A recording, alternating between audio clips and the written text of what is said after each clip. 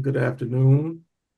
I'm Jeff Bell, Chief Administrative Officer with the Crimson Political Action Council, and I'm very fortunate to be with Ms. Jaime Johnson, Missouri State House Representative, District 12 incumbent, pursuing re-election, and a lot of things going on. Of course, historic campaign for Vice President Harris, but Mhm. also something else that is noteworthy is the prospect of the implementation of Project 2025. And Mhm. I'm glad you're here to join with me to discuss the policy initiatives of Crimson Political Action Council. Of course, we are pro-union, pro-women's right.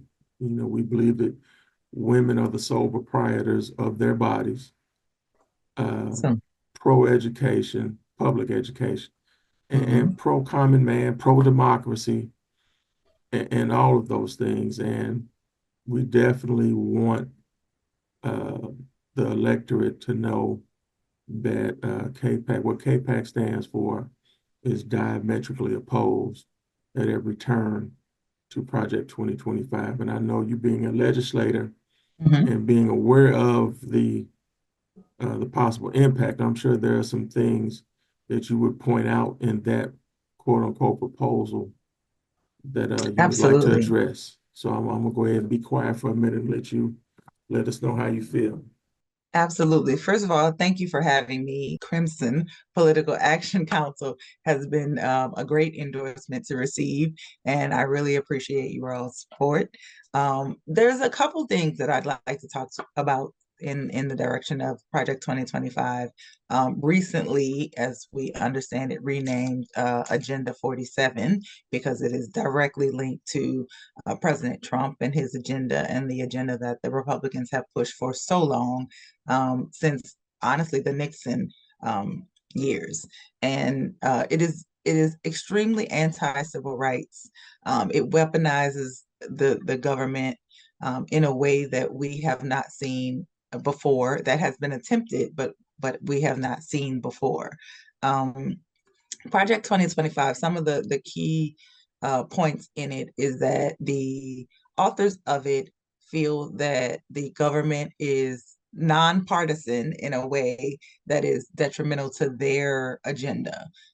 They want to do away with several departments, Department of Education, Department of Urban Housing, Department of Social Security, that threatens the livelihoods of so many people, working class people, or people who are going to be retiring in the next couple of years, people who are already on Social Security, that may be relying on Social Security to help them pay their bills from month to month. That is a direct threat to those folks' livelihoods and all that they've worked for to put into that system.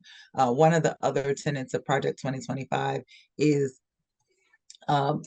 firing civil servants who are not in nonpartisan staff positions, getting rid of the statutes and clauses that protect those folks' right to that civil servant position, and hiring folks who are not qualified. However, they fit the description of being a member of the party that is in power.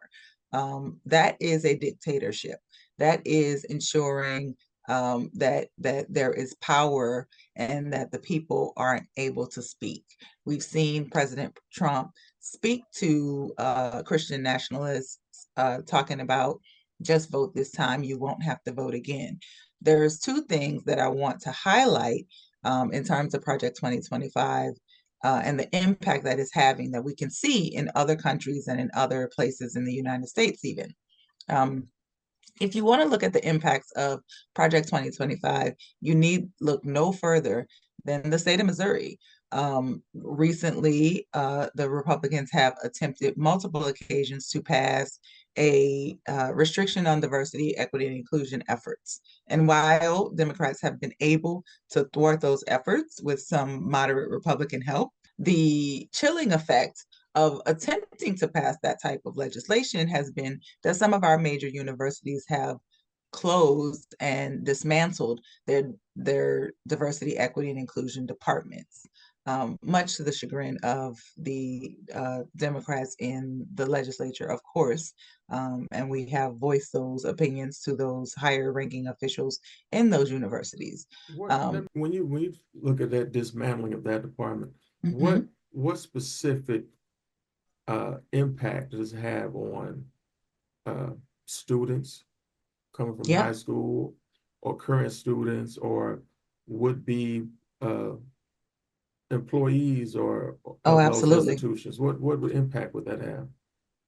In hiring decisions, the university would be able to go outside of where they normally post their notices, hiring notices or recruitment notices, and be able to seek out candidates who will give them a diverse perspective on the type of research we're doing, on the type of information we're gathering, on the type of data we need to gather when it comes to those types of research projects, and those types of things. So, in terms of how it will affect students, students who may be looking for a certain type of scholarship may not be able to find them. Those offices house those scholarship programs that are directed toward children of color, young women, people with disabilities, people with neurodivergence, or who have mental health challenges that would help them get through school or get help them pay for school to be able to get those degrees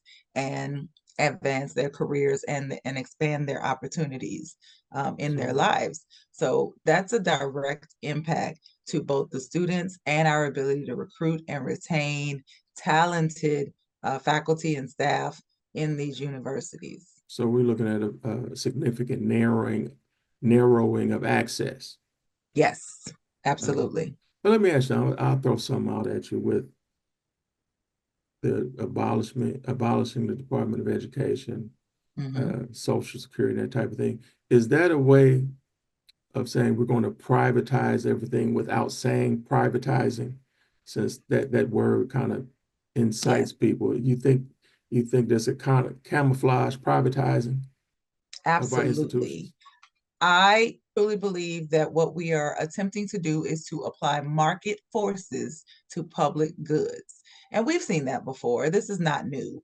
I mean, we can think about things like swimming pools and higher education. So at one point in this country, college was free, was absolutely free until the Reagan administration, or I guess the Reagan administration when he was the governor of California in the early 70s, the late 60s, early 70s, suggested that in order to get rid of some undesirables, that colleges should charge tuition. And what do we see now is the skyrocketing of the level of debt that people are in just to get a college degree, and the reducing numbers of folks who are going to college for an education. So yes, we are absolutely attempting to apply market forces to public goods to get less access for people of color, for young people, for folks who come from families that may not be able to afford a college education or afford the have the ability to pay for school outright. Um, Again, another example is swimming pools. We can talk about the desegregation of swimming pools. When that judgment was handed down, what did cities and municipalities do? They sold their swimming pools, in some cases as little as $1, to private entities and made them private clubs. Not only did that eliminate the ability of people of color in those communities to have access to a public good that they had paid taxes into to upkeep and maintain, but it also eliminated the ability of um, poor white people to be able to have access to those things that they had also paid taxes to build and maintain. So it ends up being a a system in which you have to pay for something that used to be free and readily available to you, and you no longer have access. And that does a lot of damage, not only to the Black community, but also to And it's lower income common. communities It's the that are common not. man, the Yes, common man. absolutely. Mm-hmm. and a little bit that I've delved into Project 2025. Also, and you can tell me your thoughts on this, Mm-hmm. a circumvention, to reduce federal programs. To me, that smacks of it's states' rights without saying Mm-hmm. states' rights. Mm-hmm. And so, share Absolutely. your knowledge of history. Yeah. State rights does what to common people, and in particular, minority communities. Right. Well, again, we can look at the state of Missouri when the Supreme Court decided to retract their decision on Roe versus Wade in the recent Dobbs decision. The state of Missouri, in less than 15 minutes, we had a full ban on abortion in the state of Missouri. No, no exceptions for rape, no exceptions for incest.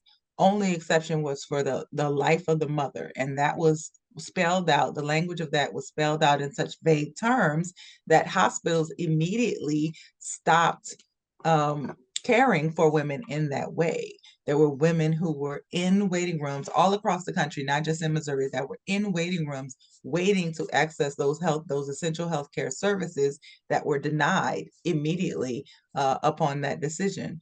Um, in Missouri, we not only have the total ban on abortion, but we also have defunded our Planned Parenthood clinics.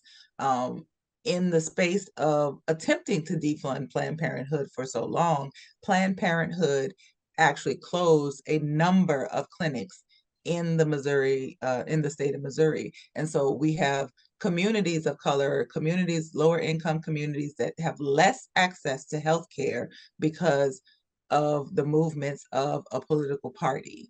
When Mm-hmm. you say healthcare, it's not just abortion. It's not just abortion. Absolutely. Abortion is a healthcare decision. It is an economic decision. It is a family planning decision.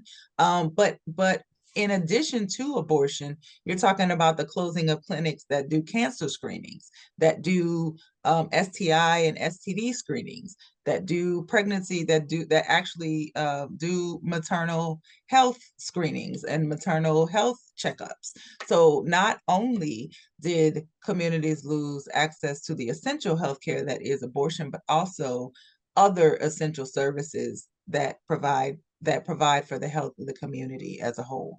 And the shame Mm-hmm. is that these things, and when you have in mind uh, maternal mortality rate Mm-hmm. Which and is really, infant really bad in the mortality, state of Missouri. Absolutely.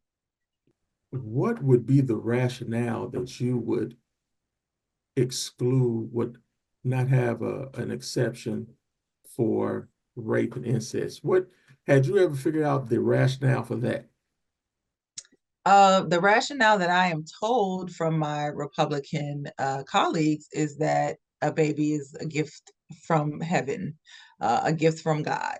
And while And I so, absolutely agree that a baby is a gift from God, I have three children. I had the option to have an abortion with all three of my children. I had a choice.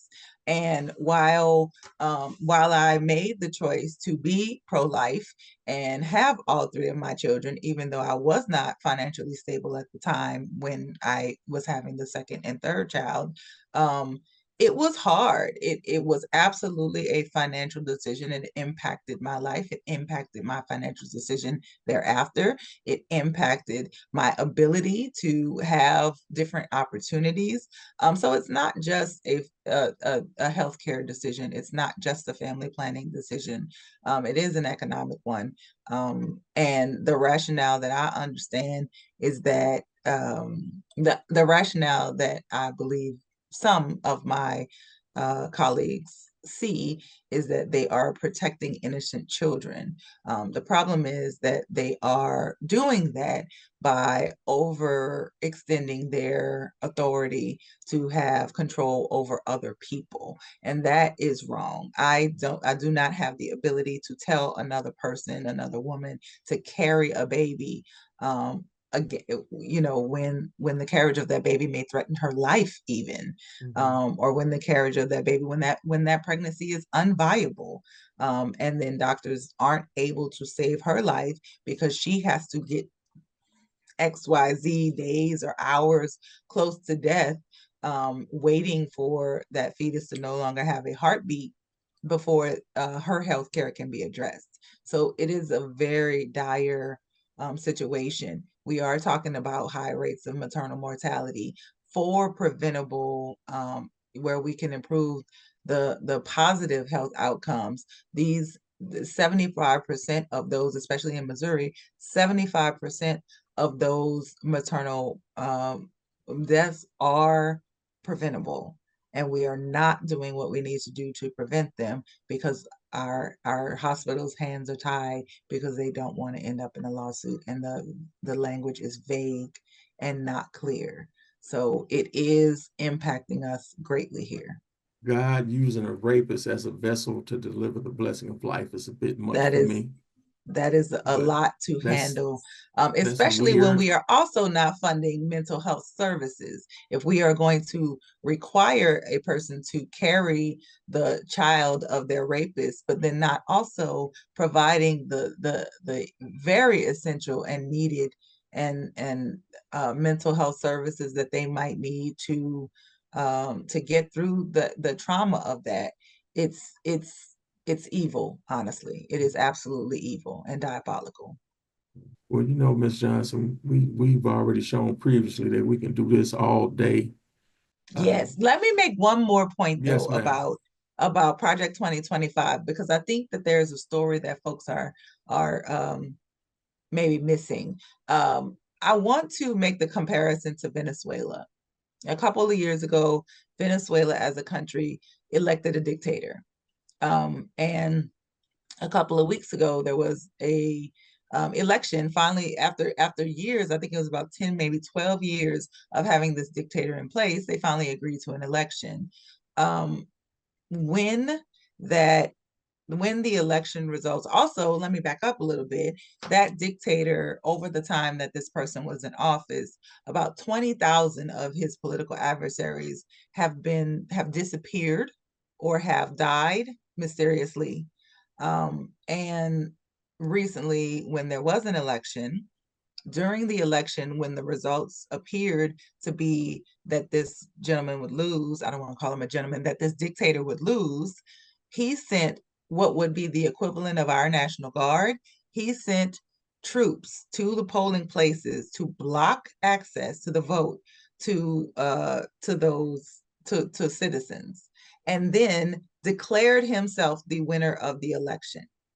I am fearful, honestly, that if we do not show up and we do not vote and we do not make our voices heard and determine what we want for the future of this United States, we are headed towards a similar path. It's very hard to argue with that. And on that note, thank you so much. And we will be doing this again. And I Thank look you. forward to it. You take care of Thank you. yourself. I will. You too. Miss Jamie Johnson, Missouri State House District 12 incumbent, running for re-election.